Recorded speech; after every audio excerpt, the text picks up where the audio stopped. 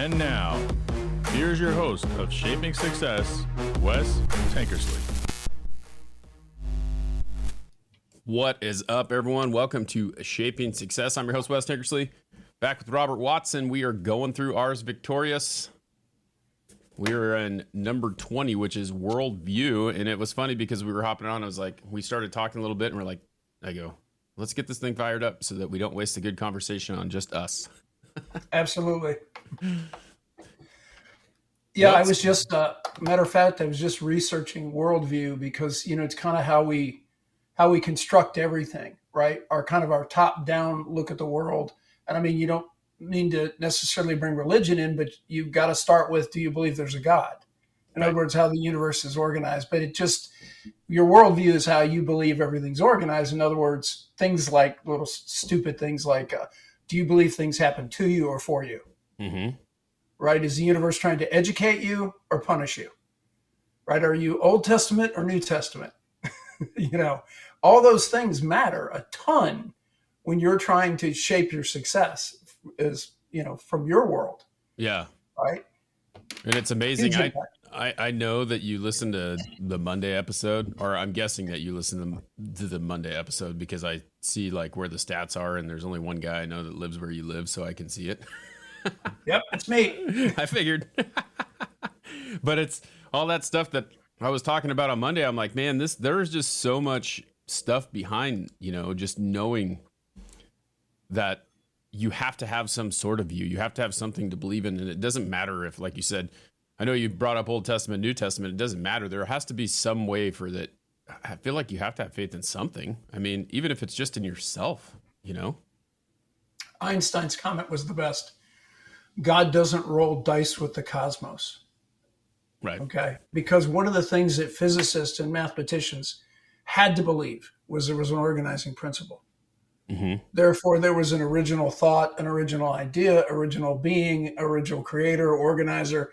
You don't have to get caught in religion, but you can say, listen, I think the universe is organized. Oh, okay. Or you think it's just chaotic. You could just as likely walk out your front door and get hit by a meteorite as get hit by the morning paper. Yep. I mean, come on, really? But again, how you decide to do it is whether or not the glass for you is half full or half empty. Yeah, which is the basis of this show. Yes, absolutely. Because that was it. That was it for me. It was like making that switch is what, changes the way that you think. Those having that idea that even when you fail, there is a chance that you can succeed. You just have to try again. He who has never failed is he who has never tried, is what we kind of talked about on Monday. It's like that. It's just a weird thing. It's like you can choose to know that failure is part of succeeding, or you can choose to sit there and think that you fail every single time you do something. And what gets you in a better spot? Right. There's this phrase that's been stuck in my head for a couple of days, and it's from Clausewitz on war. Okay. And I know that seems odd to be, but war is kind of a competition, but it's a great phrase. It says, beware the vividness of transient impressions. Okay. And when you think about that for a second, right, what it's basically saying to you is in the short run, you see something that explains everything to you, but it is actually transient, right? Mm-hmm. And that what you're searching for is what's actually permanent. So in other words, in the short run, it's like I work out every day and you say, I don't see any impact. Well, you're right. That's a transient impression. Mm-hmm. And though it's very vivid, it's not the truth. The truth is underneath, over the next several months, you're going to lose weight because you're increasing your activity. Just pure, simple biometrics for the average human being. But we get so fixated on transient impressions, right? Yep. My partner may be mad. Okay, so what? Right? Why are we fixating on things that are transient? Because to us it's so vivid, it's so real, it's so now. But the point is, you got years with them of happiness and compatibility and love and kindness and stuff like that. And yet you get caught up in the transient impression. Yeah, we're so surface level with our lives where we react to what we see right away, not what is actually happening underneath or what had happened in the past or what is actually, what are you actually working on? Yeah. So this piece, the entire point of the book was I was trying to get beyond the surfaceness of that. That's why there's a picture of a woman with a mask, right? Mm-hmm. Because we're always we're projecting to people what we think they want to see. Right. We're not being ourselves. It's one version of us. They used to say for every friend, there's a version of you. Mm-hmm. Okay. But when you're really authentic, all the friends kind of see you the same way. Yeah, it's funny because you think about that. Like you kind of got to think about the people who are around you and have always been around you. And as you were saying that, I'm sitting there thinking, I'm kind of an asshole sometimes. And the people who stick with me are the people who like me for who I am. And I don't have to be someone for someone else. Like my wife loves me for who I am. Sometimes she gets mad at me. Sometimes she doesn't like the things I do. My best friend that lives, a mile that way still calls me once a week and talks to me about, even though I'm an opinionated person and I have these ways of thinking. And, it is what it is. It's like, you have to find your tribe. You have to find your people. And then you have to be yourself, because if you don't, you will never be happy being someone else's person. Absolutely. And so the entire point was many, many, many moons ago, I went to work for the United States Army as a strategic intelligence person. And so what was unique about the experience is you had to try to come in as neutral to a situation as you could, because you couldn't come in with bias because you couldn't see things properly. Right? Sorry, my brain's going to, what's the media? Yeah, exactly. Well, that's all completely staged. So, Yes, I mean, exactly. It's after what you saw in the book where I call it fiction or friction. Yeah. That's all they're selling one of the two. They're either selling, the fight, or they're selling the pure unadulterated hyperbole. So what you're trying to do is be able to look at a situation and be as neutral as you can. And so the point this was in August of 21. Mm-hmm. And so I'm sitting there looking around and I'm watching what Vladimir Putin is doing, just kind of casually out of the side of my eye. And I'm going, this guy's preparing for war. I mean, he's preparing for serious conflict. And I said, listen, I'm not on the Russian desk anymore, and I never was on the Russian desk, but I don't give input to the Russian desk. But if I was on the Russian desk, I'd be really concerned. Mm-hmm. This guy spent a decade preparing for war. It just didn't happen. He saw us coming, so to speak. In other words, when we started NATO expansion in 99, mm-hmm. So he goes to war in 22. That means he's had 23 years to kind of see us coming. And so he prepared for it. I'm not questioning the right of things. We always have to be careful that we don't get into the right or wrong of everything and get into that judgmental normative type of thing and get stuck in that world. No, just what is happening. Literally, what is going on? And this is what's going on. This is the way he perceives the world. This is what he's doing. Matter of fact, I'm about ready to get published on what's called strategic empathy, which is being able to put yourself in the shoes of your opponent legitimately and say, how does he see the world? And what should I expect accordingly? And then people will get into this right or wrong thing. Well, he's just wrong. I'm like, what? I don't care about right and wrong. And they're like, what do you mean you don't care? If I'm in a fight with somebody, I don't care about right and wrong. I care about where the next punch is coming from. Right. I'm not having a normative argument about whether this is a good fight or a bad fight. I'm worried about the fist coming to my face. And that's kind of where you are as an intelligence person. You're just like, tell me what's going on in the battlefield. That's all I care about. Yeah, to make sure that you make the correct decision of how to react to that situation. Right. We can deal with the other issues of right and wrong later.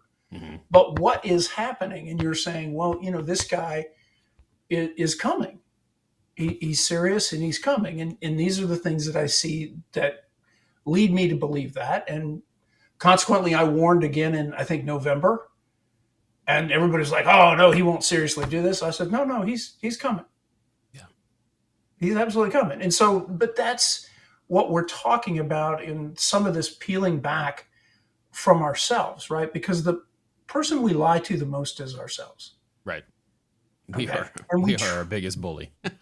we are our biggest bully. We excuse me, we bullshit ourselves Yep. more than we need to, and all of this is really, if we look at the outside world as kind of a mirror to us, right?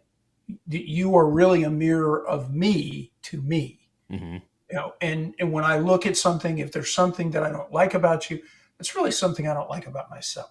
Right. And so I need to be able to see that and clearly look at it. And that's what this is for your life.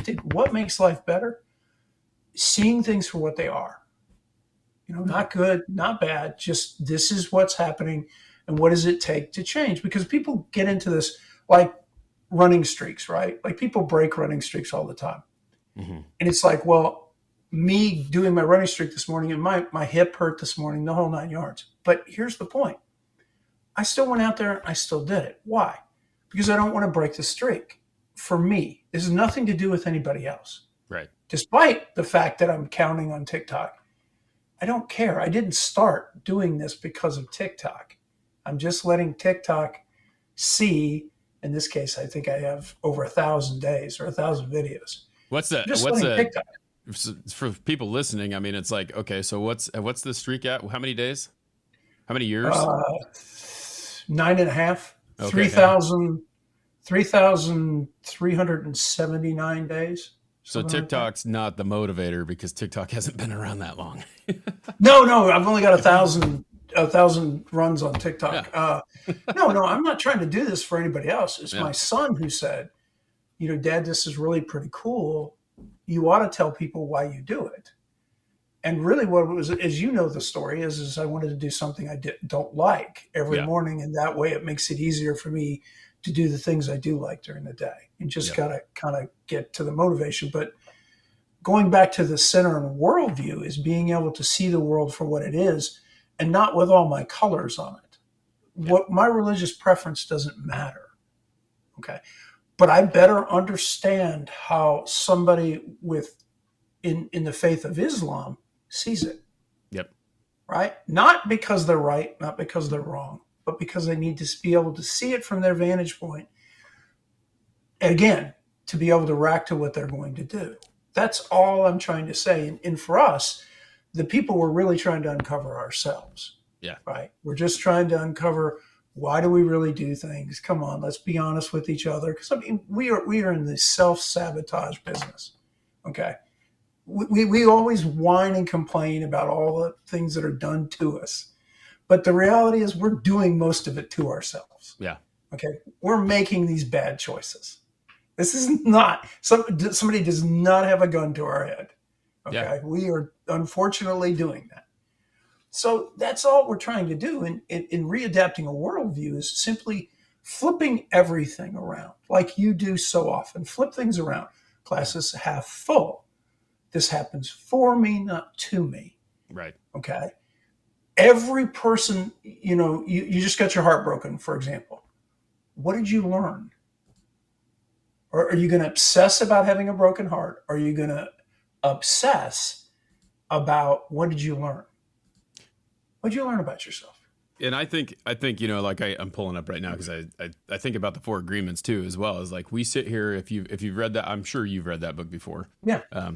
But I think that's one of those deals. It's like those 4 agreements that you make with yourself. It's like, how do you decide that you're going to deal with the situation at hand? Like, are you going to be, good with your word? Are you going to do the best you can? Are you going to not make the insinuation that just because you said something about, hey, you got gray in your beard that you think I'm old or whatever, like you could turn that into something that it's not real easily instead of just like allowing it to not affect you. And I think that's what we all do. We let words affect us in a way, or we let what we think other people think of us affect us in a way that they may never even notice. And I'm I'm the first to tell you, yesterday we were talking about it, like I am the vainest person in the world. Like I care what I look like.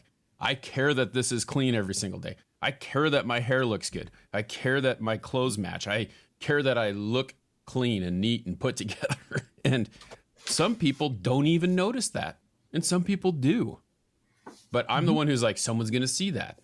Oh, I got food on my shirt. Oh, I spilled this. Oh, I did, like they're just, it's so weird how we can just let all those things just tear us down.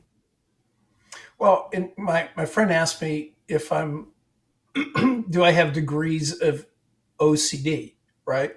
Mm-hmm. Because if you look in my closet, it's a lot of dark colors. And the reason I do that is I don't like to see a stain on my shirt.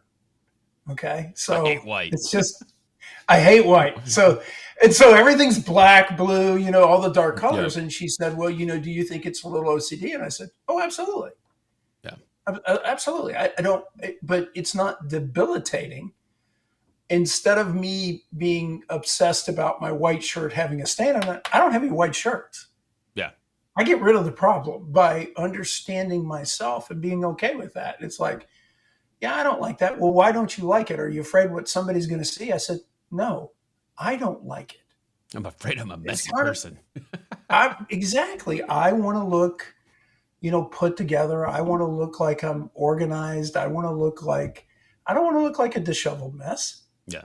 I just don't, It's funny because I think about like, even as much as like, this is going to sound really weird, but like maybe it won't. I wear a tie only when I do a job interview. That's it. Like I didn't wear one for this job that I got because it wasn't the thing. But like when I interviewed for my teaching position, I wore a tie. I hate ties. I hate collared shirts. I honestly, anytime I have something that's really impressive or something that I have to do, I have to go buy a new tie. I have to go buy a new shirt. Luckily, I have pants that I could wear every single time. But like it's one of those deals where I wear them so little when I go and pull the other one out, it might have not mothballs, but you know what I mean? Like it's so old. It's like, is that out of style? But tying that knot, like there's like a double Windsor and there's the Windsor and whatever. And I always have to have this spectacular knot. Like there's this one that looks like a flower almost. And it took me forever to do it, but I'm the only one who noticed that damn thing. No one else noticed it. But I thought it was cool, and I wanted to impress someone. And if they asked me about it, I could say, hey, yeah, I spent time making that knot. It's like, those are the things that you do to impress yourself. Yep. Oh, and Lord, I don't have a tie either. I decided that there was a certain age that it didn't matter.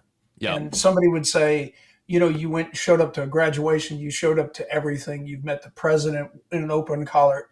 Yes, I have. I don't care. Yeah. Okay, that's a costume.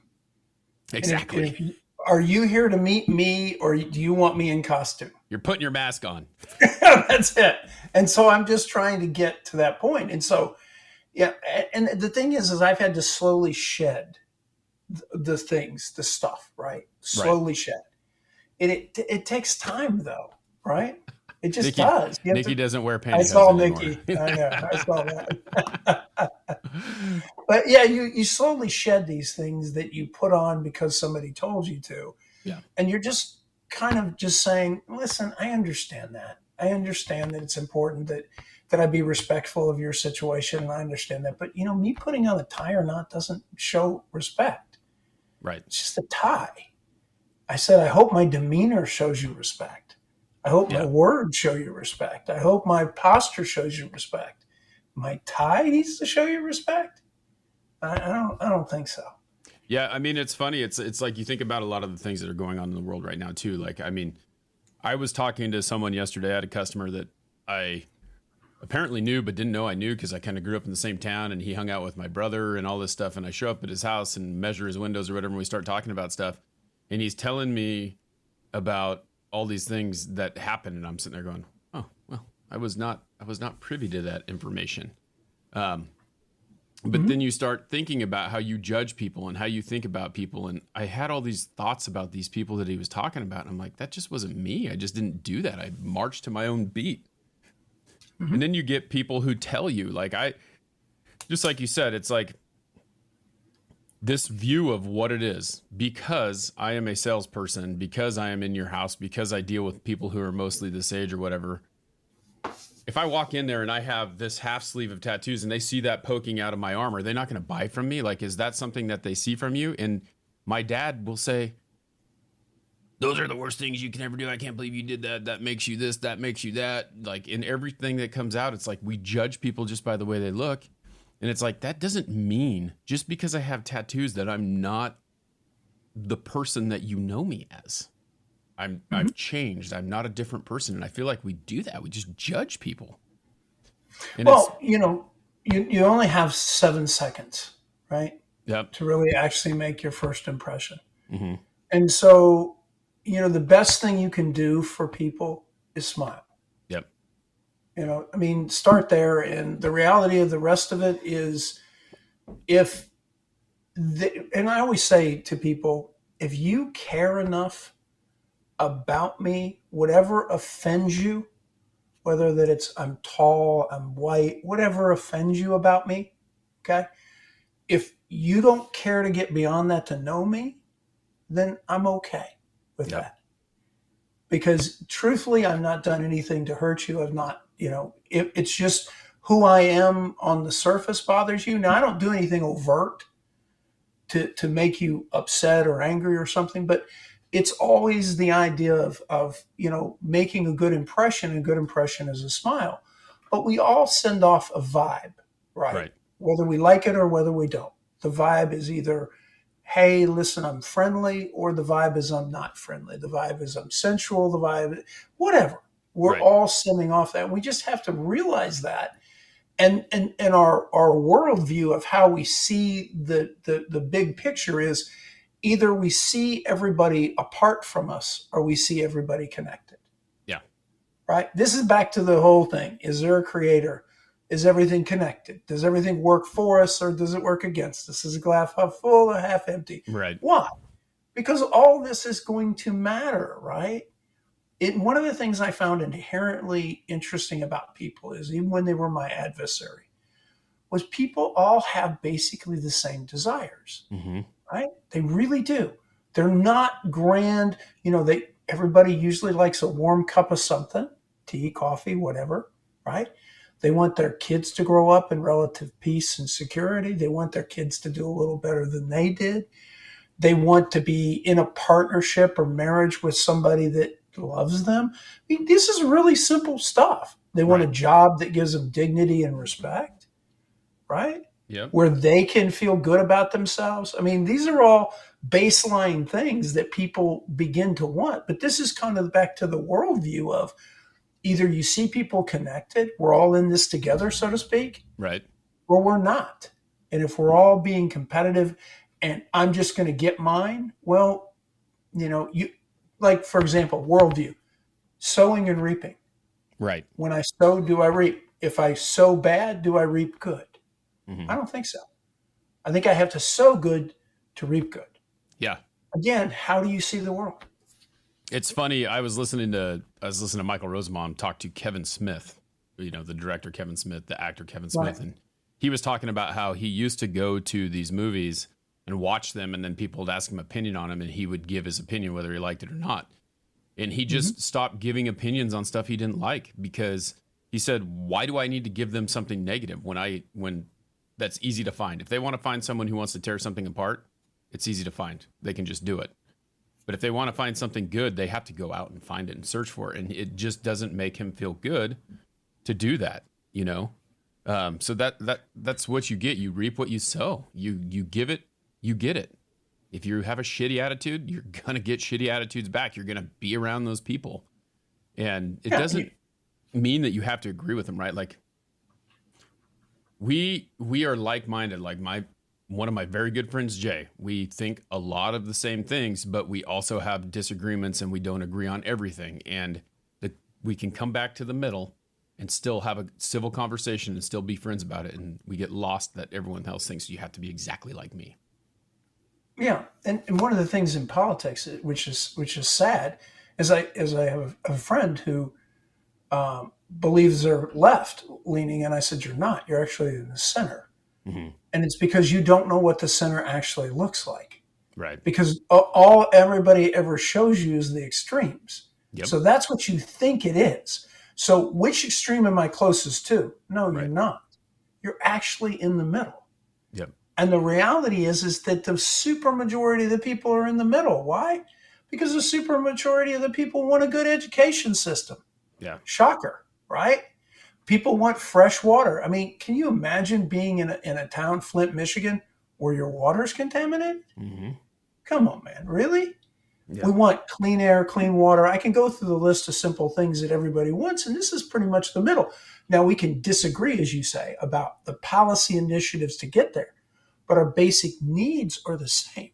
Yeah. And so we can either come together and say, hey, how can we solve this, right? Mm-hmm. Let's put our heads together.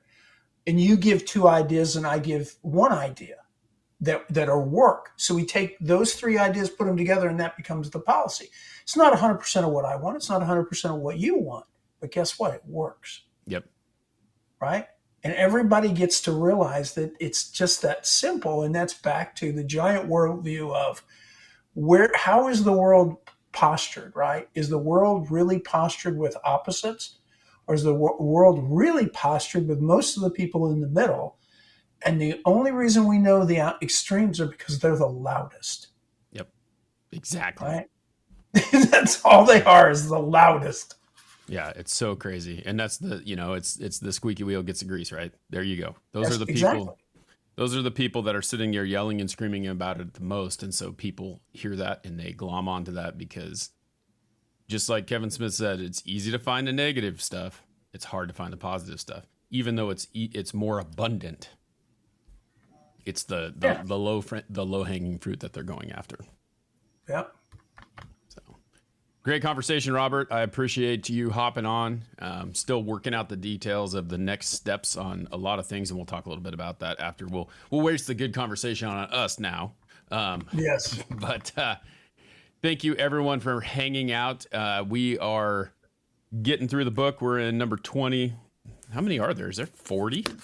I know that we're halfway through the book, so that's why I'm going at the 40. I don't remember. I know 30. I think it's 36. 36. Yep, there we go. So we're getting through there. I know we're a little over, or we're close to halfway through there, but great book, great conversation. We appreciate you guys all hanging out. And Nikki, thanks for being in the chat room. We have someone else in there too, but I can't see who it is because they're not commenting. They're probably just listening. But remember to get in the conversation. Follow us on YouTube. We're going to start doing something a little different, but we'll get those details ironed out and keep moving forward. Absolutely. All right. Thank you, Wes. Yep. Thanks, Robert. Until next time, I challenge y'all to find the shape of your success.